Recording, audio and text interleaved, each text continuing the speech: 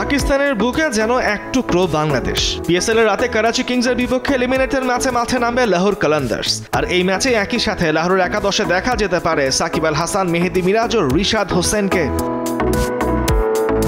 বুধবার রাতে সংযুক্ত আরব আমিরাতের বিপক্ষে ম্যাচ খেলে বৃহস্পতিবার লাহোরের দলের সঙ্গে যোগ দিয়েছেন রিশাদ। এবারের আসরে এখনো পর্যন্ত 5 ম্যাচে 9 উইকেট পেয়েছেন এই লেগি।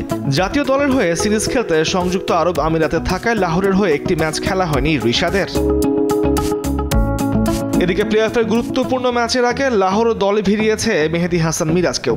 জিম্বাবুয়েন অলরাউন্ডার সিকান্দার রাজা টেস্ট খেলতে জাতীয় দলে যোগ দেওয়ায় তার জায়গায় মিরাজকে দলে নেয় লাহোর।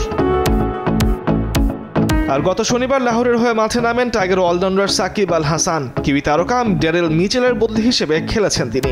প্রথম ম্যাচে অবশ্য তেমন কিছু করতে পারেননি সাকিব। ব্যাট হাতে 0 রানের পর বল হাতেও ছিলেন বেশ খরুচে। আজ রাত 9টায় ঘরে মাঠে ডেভিড ওয়ার্নারের করাচি কিংসের বিপক্ষে মাঠে নামবে রিশাদ, সাকিব, মিরাজের লাহোর। গুরুত্বপূর্ণ এই ম্যাচে 3 বাংলাদেশি তারকা থাকতে পারে একাদশে। এই ম্যাচ জিতলে দ্বিতীয় কোয়ালিফায়ারে খেলার সুযোগ পাবে লাহোর কালান্দার্স।